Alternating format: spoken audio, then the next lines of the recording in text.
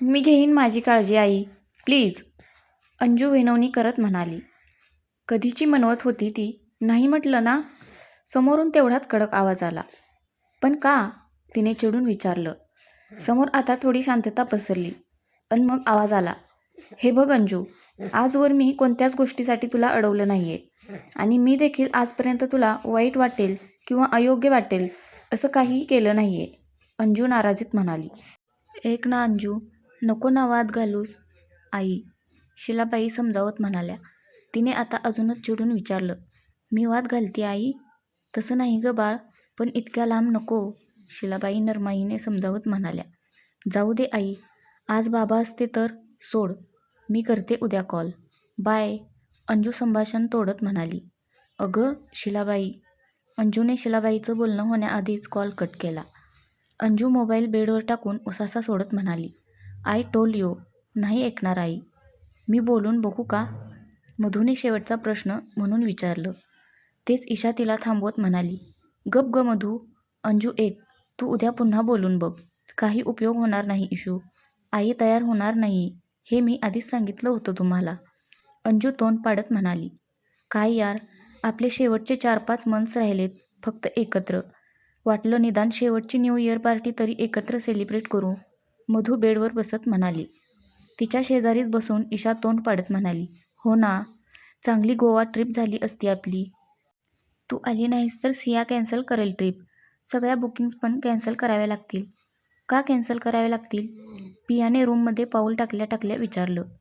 तिघींनीही तिच्याकडे पाहिलं. तिने अंजूकडे पाहिलं. अंजूने तोंड पाडत दोन्ही गुडघ्यांमध्ये तोंड लपवलं. नो यार प्लीज, चल ना. तुझ्याशिवाय पार्टी कशी करणार आम्ही? आणि तुमच्यासोबत जायचं म्हणून मी प्रणवला नाराज केले माहितीये ना. पिया जवळ येऊन म्हणाली. तिने तिला मिठी मारली. चल ना गं अंजू. पिया पुन्हा अर्जव करत म्हणाली. अगं मला पण यायचेच ना, पण मी काय करू? आई नको म्हणतेय. अंजू परत चिडून म्हणाली. झाली असती आपली ट्रिप आणि काकूंना कळलं पण नसतं. पण हिलाच खूप हौस होती सांगण्याची. ईशा हाताची घडी घालत मोठ्याने तणतणत म्हणाली. अगं हळू बोल ना माझी आई. वरती काकांनी ऐकलं तर प्रॉब्लेम होईल. अंजू तिच्याकडे बघत ओरडली. मधू व पियाने पण तिच्याकडे डोळे मोठे करून पाहिलं. तिने जीभ चावत एक कान पकडला. नंतर बोलू आपण. तू फ्रेश होऊन ये, मला खूप भूक लागली. अंजू पियाकडे बघत म्हणाली. तिने हो म्हणून तिची बॅग टेबलवर ठेवली आणि फ्रेश होण्यासाठी गेली. ती आली तशा चौघीही जेवण करण्यासाठी वरच्या काकांकडे, त्यांच्या रूम मालकाकडे गेल्या. अंजू 5 फूट 3 इंच उंच, भरीव बांधा, गोरापान रंग, अखीव रेखीव चेहरा, तांबूस पाणीदार डोळे, नाजूक गुलाबी ओठ, सरळ पण छोटंसं नाक, खांद्याच्या खाली असणारे दाट काळेभोर केस. अगदी पहिल्याच नजरेत भरण्या इतकी सुंदर होती ती. ती आई शिलाबाई आणि तिचा लहान भाऊ राज, असं छोटंसं कुटुंब. तिचे वडील, ती 10वी असतानाच तिचे वडील गुजरले. पण तिच्या आईने तिला आणि तिच्या भावाला त्याची कसलीच कमी भासू दिली नव्हती. पण म्हणतात ना, आई ती आई आणि वडील ते वडीलच असतात. त्यात अंजू तर तिच्या बाबांच्या क्लोज होती. असा एकही दिवस नव्हता की तिला त्यांची आठवण येत नसेल. ग्रॅज्युएशन पूर्ण करण्यासाठी अंजू मुंबईला आली. कॉलेजच्या पहिल्याच वर्षी तिची ईशा आणि मधुशी चांगली गट्टी जमली. आणि मग काय, दुसऱ्याच वर्षी बाहेर रूम बघून एकत्र राहू लागल्या. त्याच वर्षी पिया त्यांच्या कॉलेजमध्ये आली आणि त्यांची रूममेट झाली. मागून येऊन ती अंजूची जिवलग मैत्रीण बनली होती. अंजू, ईशा, मधू महाराष्ट्रातील वेगवेगळ्या भागातून एकत्र आलेल्या मुली आणि दिल्लीमधली पिया. एकमेकींवर त्यांचा खूप जीव. त्यामुळे मैत्रिणींपेक्षा एकमेकींच्या बहिणीत जास्त सोबत होत्या त्या. तिघींचीही परिस्थिती अंजूपेक्षा खूप चांगली होती. पण त्यांनी तिला कधीच तसं भासून दिलं नव्हतं. तिनेही कधी आपल्या परिस्थितीचा उपयोग त्यांची सहानुभूती मिळवण्यासाठी केला नाही. ग्रॅज्युएशननंतर पोस्ट ग्रॅज्युएशनसाठी पण त्यांनी त्याच कॉलेजमध्ये ॲडमिशन घेतलं. ईशा आणि मधू केमिस्ट्री, तर पिया आणि अंजू फिजिक्स डिपार्टमेंटमध्ये होत्या. हे त्यांचं एकत्र शेवटचं वर्ष होतं. पियाला नवीन वर्ष गोवामध्ये त्यांच्यासोबत एन्जॉय करायचं होतं. ईशा आणि मधू तर एका पायावर तयार होत्या. पण अंजू, त्या तिघीही तिला घरी काही बोलू नकोस असं म्हणाल्या. पण आईपासून काही न लपवणारी अंजू, तिला ते पटत नव्हतं. पण व्हायचं तेच झालं. आई नको बोलली. पैशाचा प्रश्न नव्हता, कारण ती अर्न अँड लर्न स्कीममधून कमवलेल्या पैशातूनच तिचा खर्च करणार होती. तिची आई तिला इतक्या लांब मैत्रिणींसोबत पाठवायला तयार नव्हती. चौघीही जेवण करून रूममध्ये आल्या अन आपापला अभ्यास करत बसतात. स्टडीबाबत चौघीही खूप सिरियस. त्या 2 तासांमध्ये अभ्यासाव्यतिरिक्त त्या इतर काहीच एकमेकींशी बोलत नव्हत्या. नंतरचा 1 तास डिस्कशन आणि मग झोपायची वेळ. चौघीही लाईट बंद करून झोपी गेल्या. अंजू हळूच उठली. ती दरवाजा उघडून बाहेर गेली. तिला आज पण तिच्या बाबांची खूप आठवण येत होती. तिला कंट्रोल झालं नाही. तिचा बांध फुटला नि ती तोंडावर हात ठेवून रडू लागली. ती रडतच होती की कोणीतरी तिच्या खांद्यावर हात ठेवला. तिने दचकून वर पाहिलं तर पिया होती. तिने लगेच तिचे डोळे पुसले. पिया तिच्या शेजारी बसत म्हणाली, "कसं होईल गं तुझं? दिवसभर इतकी हसून खेळून राहतेस आमच्यासमोर आणि मग कधीतरी असं लपून रडायचं. तू असतेस की माझ्यासमोर?" अंजू नाक ओढत म्हणाली. "तुझ्यावर नजर ठेवावी लागते तेवढ्यासाठी. आज काय झालं रडायला? काकू नाही बोलल्या म्हणून?" तिने गुडघ्यावर तोंड ठेवत विचारलं. "नाही गं, आई बरोबरच आहे तिच्या जागेवर." अंजू शिलाबाईंची बाजू ठेवत म्हणाली. तिला त्यांची कळकळ समजत होती. मोठी मुलगी होती घरातली, मग बाबांची आठवण आली? पियाने विचारलं. कारण तिलाही माहीत होतं की अंजू तिच्या बाबांना किती मिस करते ते. ते असते तर आईने पहिल्याच कॉलमध्ये होकार दिला असता तिकडे जाण्यासाठी. आज मी आईला तसं बोलले. खूप वाईट वाटलं असेल गं तिला. अंजू तोंड पाडत म्हणाली. रागाच्या भरात ती बोलून जायची आणि नंतर तिलाच वाईट वाटत राहायचं. पिया हलकीशी हसून समजावत म्हणाली. सकाळी उठलीस की कॉल करून सॉरी बोल लगेच. बोलावं तर लागणारच. कसं असतं ना गं वडील नसल्यावर. किती जपून वागावं लागतं मुलीला. अंजू तोंड बारीक करत म्हणाली. कारण आजपर्यंत तिने खरंच खूप तडजोडी केल्या होत्या. मनावर दगड ठेवून ती आवडणाऱ्या गोष्टींना तिलांजली देत आली होती. पिया आता उसासा सोडत म्हणाली. हे सगळे आपल्या मनाचे खेळ असतात. कितीतरी वेळा समजावले मी तुला, पण तू आहेस की ऐकतच नाहीस. हो गं बाई, तू समजावलेस म्हणून तर फ्री जगते ना मी आता. नाहीतर कशी होते माहिती ना मी. कॉलेजच्या बाहेर एखादा मुलगा हाय बोलला तरी पळून जायची मी. चॉकलेट घेताना पण 10 वेळा विचार करायची. खांद्यावरून थोडी जरी ओढणी सरकली तरी घाबरून इकडे तिकडे बघायची. अंजू स्वतःवरच हसत म्हणाली. नाहीतर काय, बिचारी ती मुले, ज्यांनी तुला फ्रेंडशिपसाठी विचारलं, त्यांनासुद्धा निराश केलंस तू. पियाही हसत म्हणाली.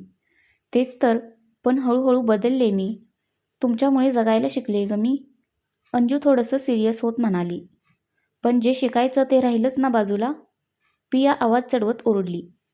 अंजूने समजून विचारलं. काय? हे असं नको ते विचार करत बसणं. गोष्टी सोडून द्यायला कधी शिकणार आहेस? पियाने खांद्यावर हात ठेवत विचारलं. अंजू उसासा सोडत म्हणाली. ट्राय करते ग पण काय? तुझं मन तुझ्या मेंदूला नाचवतं ना. इकडे नाच म्हटलं की इकडे, तिकडे नाच म्हटलं की तिकडे. असा नागिन डान्स करत असतं सारखं. पिया हाताने डान्स करत म्हणाली. अंजूला थोडंसं हसू आलं. चला मॅडम हसल्या तरी. पिया रिलॅक्स होत म्हणाली. अंजू तिला मिठी मारत भारावून म्हणाली. तू नसतीस तर काय झालं असतं ग माझं पिया? काही नसतं झालं मी नसते तर. दुसरं कोणी आलं असतं. आय विश की तुझ्या लाईफमध्ये असा एक राजकुमार यावा. पिया हात वर करत म्हणाली. तशी अंजू बाजूला होत वैतागून ओरडली. झालं सुरू तुझं? खरंच अगं, मला कसा देव भेटला अगदी तसंच आय विश की तुझ्या राजकुमाराने लवकरच एंट्री करावी तुझ्या लाईफमध्ये. तुझ्या सगळ्या आशा आकांक्षा पूर्ण कराव्यात त्यांनी. तुला इतकं खुश ठेवावं की तुला बाबांची कमी पण भासणार नाही. पिया अगदी मनापासून म्हणाली. ते कधीच होणार नाही. माझ्या बाबांची कमी कोणीच पूर्ण नाही करू शकणार. अंजू हाताची घडी घालत म्हणाली. I know, but at least तुला असं कॉम्प्रोमाइज करत जगावं तर नाही लागणार. अर्थात ते पण तुम्ही स्वतःच ओढवून घेतले स्वतःवर. ती खांदे उडवून म्हणाली. गप्प ग. अंजू तिला हलकेच मारत हसून म्हणाली. पियाही हसली नि तिने तिला मिठी मारली. अंजूने पण हसून दिलं. तिला खूप हलकं वाटत होतं आता. चलायचं का मग झोपायला? उद्या कुणाचं प्रॅक्टिकल आहे माहिती आहे ना? पियाने बाजूला होत विचारलं. अरे बापरे, हो चल लवकर. परत जाग नाही आली तर वाट लागायची. अंजू थोडंसं घाबरून उठत म्हणाली. त्या दोघीही मग हसतच झोपायला गेल्या. सकाळी चौघींनीही त्यांचं उरकलं आणि कॉलेजला जाण्यासाठी निघाल्या. चालता चालता अंजूने आईला कॉल केला. हॅलो आई. हॅलो शिलाबाई. आई सॉरी. अंजू. का? शिलाबाई. मी काल रागातच कॉल कट केला. तू बरोबर बोलतेस आई. मी नाही जाणार गोव्याला. अंजू तोंड पाडत म्हणाली. या तिघीही जाग्यावरच थांबल्या आणि तिच्याकडे आश्चर्याने बघू लागल्या. का नाही जाणार? हे कॉलेजचे दिवस पुन्हा थोडीच येणार आहेत. जा तू. समोरून त्या म्हणाल्या. आता अंजू ही जाग्यावरच थांबली आणि म्हणाली. काय बोलतीस आई? परत बोल. तू जा गोव्याला आणि एन्जॉय कर. फक्त काळजी घे. त्या हसून म्हणाल्या. अंजू खुश होऊन म्हणाली. आई तू किती चांगली आहेस ग. आणि मी. थँक्यू आई. You are the best. हा राहू देत. चला मला कामावर जायचंय. बोलू रात्री. काळजी घे. त्याही तिचा आनंदित झालेला आवाज ऐकून समाधानाने म्हणाल्या. अंजू हसत म्हणाली. हो बाय. आणि आई? शिलाबाई. काही नाही. करते रात्री फोन. अंजू थोडंसं थांबून म्हणाली. त्याही मग म्हणाल्या. हो बाय बाय. अंजूने कॉल कट केला आणि तिघांकडे पाहिलं. तिच्या बोलण्यावरून तर त्यांना आयडिया आलेलीच होती. पण तरीही तिच्याकडे कान करून उभ्या होत्या त्या. आई हो बोलली. अंजू खुश होत म्हणाली. तशा त्या तिघी ओरडल्या. ये. त्या तिघींनीही तिला मिठी मारली. चौघीही एकमेकींना मिठी मारत ये ओरडत होत्या. बाजूचे लोक पण त्यांच्याकडे विचित्रपणे बघत होते. सगळे बघतायत व्हा बाजूला. मधू सगळ्यांना बाजूला करत म्हणाली. बघू देत ग. तेवढेच आपल्या आनंदात सामील होतील. पिया हसत म्हणाली. नि तिने ईशाला टाळी दिली. सगळ्याजणी खूप खुश होत्या. त्या खुशीतच त्या कॉलेजला गेल्या. रूमवर आल्यानंतर सगळ्याजणी शॉपिंगसाठी गेल्या आणि मग थकून घरी आल्या. वाव. उद्या आपण गोव्याला जातोय. ये. ईशा मधूला धरून गोल फिरवत म्हणाली. अगं ए बाई बसू देत ग. दमले मी. ती वैतागून म्हणाली. काय तू मधू आत्ताच दमलीस? गोव्याला गेल्यावर काय होईल ग मग तुझं? पियाने कमरेवर हात ठेवत विचारलं. ईशाने तिला टाळी दिली. दोघीही सोबतच हसू लागल्या. पियाने बाजूला पाहिलं तर अंजू तिचा झालेला खर्च डायरीमध्ये लिहित होती. ती डोक्यावर हात मारत म्हणाली. ही मुलगी काही सुधारणार नाही. काय मिळतं ग तुला असा हिशोब करून? समाधान आणि स्वतःवर कंट्रोल ठेवता येतो. अंजू डायरी बंद करून तिच्याकडे बघत म्हणाली. गोव्याला तुझी ही डायरी घेऊ नकोस हां. नाहीतर जिथे आम्ही डान्स करत असू तिथे तू ही लिहित बसलेली असशील. ईशा कपाळावर हात मारत म्हणाली. Don't worry baby. डायरी इथेच असेल. जे काही असेल ते मोबाईलमध्येच. अंजू डायरी ठेवत म्हणाली. पियाने मधू व ईशाकडे पाहिलं. तिघीही तोंडात दिल्यासारखं बघत होत्या. तू ना अवघड आहे तुझं. बरं चला नाहीतर आजचा डिनर उद्याचा ब्रेकफास्ट व्हायचा. मधू उठत म्हणाली. सगळ्याजणी मग डिनरसाठी गेल्या. रात्री त्या आपापली पॅकिंग करून झोपी गेल्या. पहाटे लवकर उठून चौघीजणी बिल्डिंगच्या खाली येऊन उभ्या होत्या. कुठे आहेस बस? नक्की सांगितलं आहेस ना तू? मधूने आळस देत विचारलं. हो ग येतच असतील. तो कॉल रिसीव करत नाहीये. नाहीतर कळलं असतं कुठंपर्यंत आलेत ते. पिया समोरच्या रस्त्याकडे बघून मोबाईलमध्ये बघत म्हणाली. तितक्यात तिथे एक ट्रॅव्हल्स बस आली. त्यामागूनच एक कारही आली. कारमधून एक मुलगा उतरून पियाजवळ आला आणि तिला मिठी मारत म्हणाला. Enjoy baby. But take care first. हो यू टू. पिया बाजूला होत म्हणाली. त्याने तिचा हात हातात घेतला तशी ती म्हणाली. And I am sorry Dev. It's okay. Next इयरला तुझा पूर्ण वेळ माझा. तो तिच्या हातावर किस करत म्हणाला. या सगळ्याजणी चिडवण्यासाठी ओ ओ ओरडल्या. इश. पियाने त्यांच्याकडे बघून त्यांना दटावलं आणि वर काकांच्या रूमकडे इशारा केला. तो हसला आणि यांच्याकडे बघत बोलला. Enjoy girls. Bye bye. You too enjoy. या तिघींनी हसून रिप्लाय दिला. तो कारमध्ये बसून गेला. सगळ्याजणी मग बसमध्ये बसल्या आणि त्यांचा गोव्याचा प्रवास सुरू झाला. अंजू सोडली तर तिघीही झोपलेल्या होत्या. ती विंडोमधून बाहेर बघत बसली होती. बाहेरून येऊन बघितलं तर बस एका रेस्टॉरंटमध्ये थांबलेली होती. तिने मोबाईल काढून कॉल केला. हॅलो आई. हॅलो. पोचलीस का गं? बाई. शिलाबाई. नाही आई. अजून वेळ आहे. अंजू. बरं खाल्लंस का काही? शिलाबाई. हो हे काय त्यासाठीच आलोय. अंजू. बरं अंजू काळजी घे गं. जास्त लोकांमध्ये जाऊ नकोस. मी ऐकलं की खूप गर्दी असते तिथे. शिलाबाई. नाही ग आई, खूप ठिकाणी पार्टीज असतात त्यामुळे गर्दी नसेल. अंजू. ते काही असू देत, तू फक्त स्वतःला जप आणि त्या तिघींना पण तेच सांग. शिलाबाई. हो आई. राज तर घरी नसेलच आज, गेला असेल क्रिकेट खेळायला. अंजू. आहे बाई घरीच. शिलाबाई. सूर्य कुठून उगवला म्हणायचा, आज चक्क घरी. अंजू. हो तेच तर, बरं ते सोड, पोचल्यावर फोन कर. शिलाबाई. हो. अंजू. ठेवू मग. शिलाबाई. हो आई ठेवते. अंजू. बाय आणि काळजी घे बाळ. शिलाबाई. हो आई नक्की, बाय, तू पण काळजी घे. अंजू हसून म्हणाली आणि तिने कॉल कट केला. ती मग सगळ्यांसोबत येऊन बसली. खाऊन झाल्यानंतर त्या बसमध्ये येऊन बसल्या. बसल्या बसल्या पिया इन्स्ट्रक्शन देत म्हणाली, लिसन गर्ल्स, रेसॉर्टमध्ये गेल्यावर लगेच तयार व्हायचं आणि डिनरला जायचं.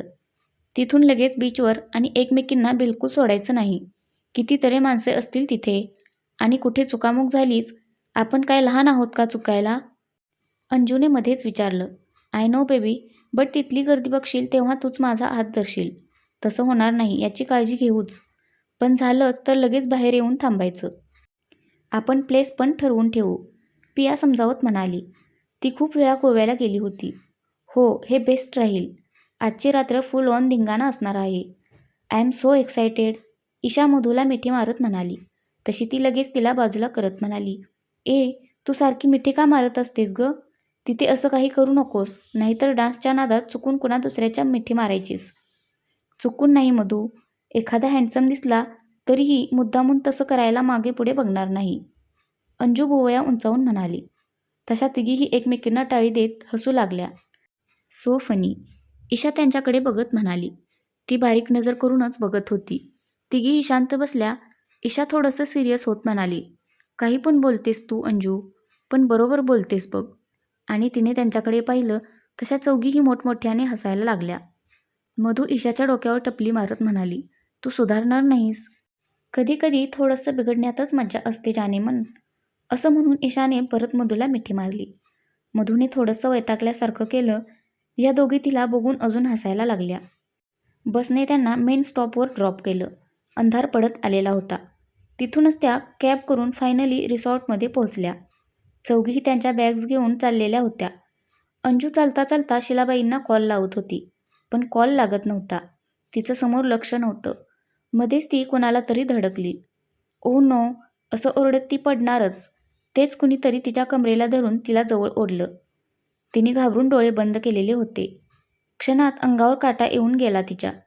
थोडीशी थरथरत हुई होती. कमरेवर आता मजबूत पकड जाणवत होती तिला. अगं लक्ष कुठे होतं तुझं? पिया ओरडत म्हणाली. अंजूने डोळे उघडले तर एक मुलगा तिच्याकडे बघत होता. तिने त्याच्या डोळ्यात पाहिलं अन धगधग धगधग ती त्यांच्यामध्ये हरवून गेली. गौरवर्णीय चेहरा, क्लीन शेव, काळेभोर तीक्ष्ण डोळे, त्यात दिसणारा तो कमालीचा कॉन्फिडन्स, सरळ धारदार नाक, चेहऱ्यावरची ती हलकीशी पण सरळ काळजाचा ठाव घेणारी स्माईल आणि केसांचा सोल्जर कट बघूनच नजरेत भरणारं जबरदस्त व्यक्तिमत्व होतं त्याचं. अंजू तर खरंच हरवून गेली त्याच्यामध्ये. थोडंसं सांभाळून तो हलकंसं हसत म्हणाला. तिला सरळ उभं करून तो बाहेर गेला. पण अंजू अजूनही तिचे दोन्ही हात छातीशी कवटाळून उभी होती. तिच्या कानातही काही घुसलं नव्हतं. मॅडम गेला तो. घ्या ते हात खाली आणि पकडाय ती बॅग. रूममध्ये जायचे ना? मधू तिची बॅग पकडत म्हणाली. ती हसतच समोर गेली. ईशाही हसतच गेली. अंजूने भानावर एक बाजूला पाहिलं तर पिया तिच्याकडे बघून हसत होती. काय? अंजूने भोवया उडवत विचारलं. पिया म्हणाली थोडंसं सांभाळून, आणि ती हसतच पुढे गेली. अंजूने तिच्याकडे थोडंसं विचित्रपणे पाहिलं. तिने तिची बॅग घेतली आणि एकदा मागे वळून पाहिलं. छातीतली गोड धडधड जाणवत होती थोडीशी. तो मुलगा न दिसल्याने ती पियाच्या मागे लिफ्टकडे गेली. त्याही फ्रेश होऊन तयार झाल्या. चौघींनीही ब्ल्यू जीन्स घातलेली होती. पियाने पिंक कलरचा one side off shoulder top, Isha आणि मधूने sleeveless green and yellow tops, तर वृंदाने पिंक कलरचा बेल स्लीवचा फ्लोरल टॉप घातलेला होता. चौघीही मेकअप करून केस मोकळे सोडून बाहेर पडल्या. मला आत्ताच गरम होते, मी पोनी घालू का? अंजूने केस कानामागे करत विचारलं. तिघीही चालता चालता थांबल्या. त्यांनी तिच्याकडे रोखून पाहिलं. तसं तिने भुवया उंचावून विचारलं, काय? इथे मी माझे तुझ्यापेक्षा लांब असलेले केस मोकळे सोडलेत आणि तुला तुझे खांद्या एवढे केसांनी गरम व्हायला लागलं? मधूने कमरेवर हात ठेवून तिला विचारलं. खांद्या एवढे? मॅडम, त्यापेक्षा मोठे आहेत माझे केस. अंजू केसांवर प्रेमाने हात फिरवत म्हणाली. पण माझ्यापेक्षा छोटेच आहेत ना? मधूने ठसक्यात विचारलं. अंजू तिचा रुबाब बघून म्हणाली, हो, म्हणून काय झालं? मला थांबाल का तुम्ही? नाही म्हणजे तुमचं केस पुराण झालं असेल तर जायला. मला भूक लागली, ईशा हाताची घडी घालत म्हणाली. चौघींनीही एकमेकांकडे बघितलं आणि त्या हसायला लागल्या. त्या पुढे जाणार तेच पिया म्हणाली, 1 मिनिट. जोपर्यंत आपण इथे आहोत तोपर्यंत कुणीच केस बांधायचे नाहीत. डन? तिने लागलीच हातही पुढे केला. झोपताना पण नाही. माझे लांब आहेत केस. मधू केस पुढे घेत म्हणाली. तशा तिघीही तिला हसायला लागल्या. तिने त्यांच्याकडे बारीक नजर करून पाहिलं अन मग हसत पियाच्या हातावर हात ठेवून डन म्हणाली. ईशाने पण हात ठेवला. अंजू तिचे हात एकमेकांवर चोळत होती. पियानेच तिचा एक हात घेऊन ईशाच्या हातावर ठेवला. चौघीही हसल्या नि सोबत बोलल्या, डन डना डन डन. त्या मग तिथल्या एका रेस्टॉरंटमध्ये गेल्या. जेवण झाल्यावर त्या आईस्क्रीम कोन खात खात गप्पा मारत बीचकडे चालल्या होत्या. मध्येच रस्त्यावर पाणी सांडलेलं होतं म्हणून अंजू बाजूनी गेली. जाता जाता ती या तिघींकडे बघत होती.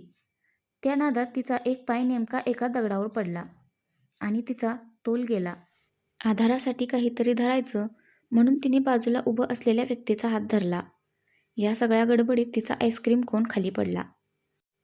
माझी आईस्क्रीम, ती तोंड पाडत ओरडली. तोपर्यंत त्या तिघीही तिथे आल्या होत्या. त्या एकमेकींना इशारा करून हसू लागल्या. त्यासारख्या तिच्या बाजूला बघत होत्या. अंजूने बाजूला पाहिलं अन डोळे विस्फारून बघत राहिली. तिने हात पकडलेला मुलगा तोच मुलगा होता. तोही तिच्याकडेच बघत होता. तिच्या हृदयातील गोड धडधड लागलीच ताल धरू लागली तिच्या कानात. त्याने खाली इशारा केला.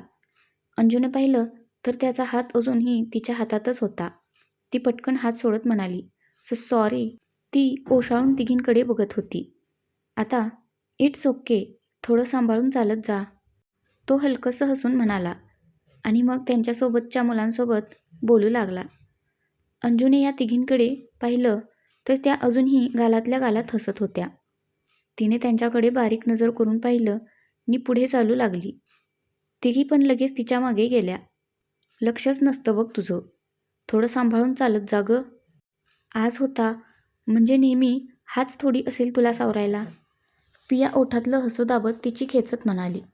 काहीही, अंजू वैतागून म्हणाली. पण मनात थोडीशी गोड गोड भावना जन्म घेऊ लागली होती तिच्या. हा तोच होता ना गं रिसॉर्टमधला? ईशाने तिला विचारलं.